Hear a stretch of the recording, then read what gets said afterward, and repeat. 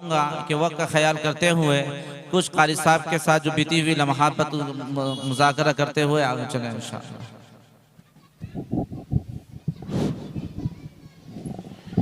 بسم اللہ الرحمن الرحیم۔ کل نفس ذائقۃ الموت۔ محترم سامعین، بزرگان دین، آج کے اس باوقار اجلاس کے معزز مہمان کرام، میرے مربیوں اور نوجوان ساتھیوں، ہم اور آپ اس وقت حضرت قاری محمد علی صاحب رحمت اللہ علیہ کے سانحہ ارتحال پر بیٹھے ہوئے ہیں۔ یقین مانیے اللہ تبارک و تعالیٰ کے یہاں وہ زندگی قابل قبول ہوتی ہے جس زندگی میں اللہ تبارک و تعالیٰ کی رضا شامل ہو، اور میں یقین کے ساتھ کہہ سکتا ہوں کہ قاری صاحب علیہ الرحمہ نے جن خدمات کو انجام دیا ہے، یقیناً اللہ تبارک و تعالیٰ کے یہاں ان کے یہ اعمال قابل قبول ہوں گے اور مغفرت کا ذریعہ بنے گا۔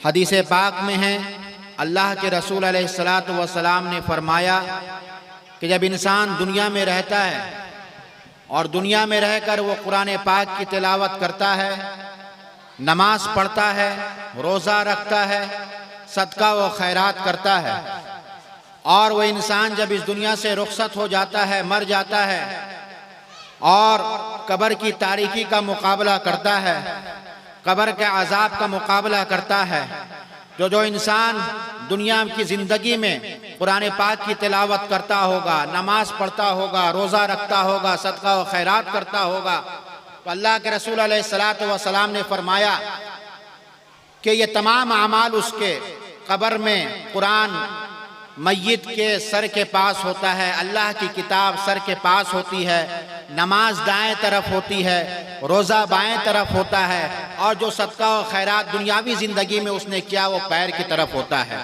اور جب عذاب قبر سرہانے کی طرف سے آتا ہے، سر کی طرف سے آتا ہے، تو یہ اللہ کی کتاب جو اس نے تلاوت کی دنیا میں، تو اللہ کی کتاب عذاب سے اس انسان کو روکتی ہے۔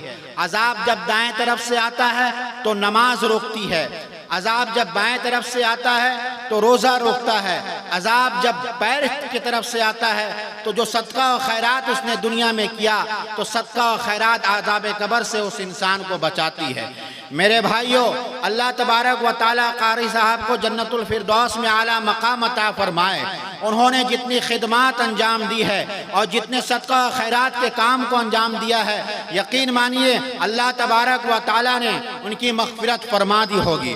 میرے بزرگوں، ہمیشہ جب پنشن لین میں رہتے تھے، ملاقاتیں ہوا کرتی تھی، وہ فرمایا کرتے تھے، مجلس میں گفتگو ہوا کرتی تھی کہ میرے پاس کچھ نہیں ہے، کوئی اعمال نہیں ہے کہ میں اللہ کے سامنے لے کر کے جاؤں گا، اور جب میں اللہ کے سامنے کھڑا ہوں گا، اللہ پوچھیں گے محمد علی کیا لے کر کے آئے ہو، تو میں فخر سے کہوں گا میرے اللہ میرے پاس نماز نہیں ہے، میرے اللہ میرے پاس روزہ زکوٰۃ صدقہ و خیرات نہیں ہے، لیکن یہ چھوٹے چھوٹے معصوم بچے ہیں جو ضلالت و گمراہی میں پڑے ہوئے تھے، بھٹکے ہوئے تھے، میں پکڑ پکڑ کر مدرسے میں لاتا تھا، انہیں پڑھاتا تھا۔ ایک فہرست میں نے لمبی تیار کی ہے حفاظ کرام کی، ایک فہرست میں نے لمبی تیار کی ہے علماء کرام کی، ایک فہرست میں نے لمبی تیار کی ہے مفتیان کرام کی۔ میرے اللہ یہی میں لے کر کے آیا ہوں، میری مغفرت فرما دے۔ قاری صاحب کو امید تھی کہ اللہ اسی بنیاد پر میری مغفرت فرما دے گا۔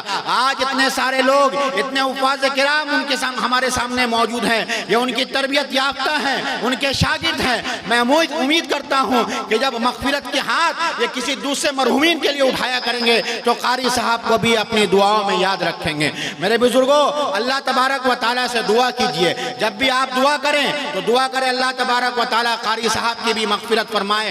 بڑی خدمات ہیں ان کی، لمبی چوڑی خدمات ہیں ان کی، انہوں نے پوری زندگی کو مدرسہ کو دے دیا، قرآن کو اوڑھنا بچھونا بنایا، نماز کو اوڑھنا بچھونا بنایا اور ساری زندگی دین کے لیے وقف کر دی۔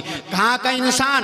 بہار کا انسان، گیا کی سرزمین کا رہنے والا ایک انسان کٹک کی سرزمین پر آ کر کے قرآن کی خدمت کو انجام دیتا ہے۔ اللہ جس بندے سے چاہتا ہے، جہاں چاہتا ہے، جس جگہ چاہتا ہے، اس سے خدمت لے لیتا ہے۔ آخر میں ایک بات کہتا ہوں اور بات کہہ کے رخصت ہوتا ہوں۔ قاری صاحب ہمارے درمیان نہیں ہے، لیکن مدرسہ موجود ہے، تعلیم ہو رہی ہے۔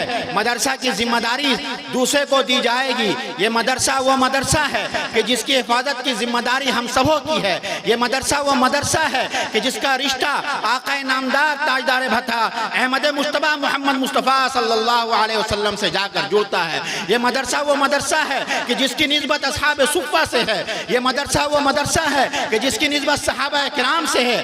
آج قاری صاحب نہیں ہے، لیکن چلانے والے مدرسے میں موجود ہے۔ ابھی آپ کے سامنے مدرسے کے محتمم کا بھی اعلان کیا جائے گا، کسے ذمہ داری دی جائے گی، ہمارے بڑے علماء کرام اس کا اعلان کریں گے۔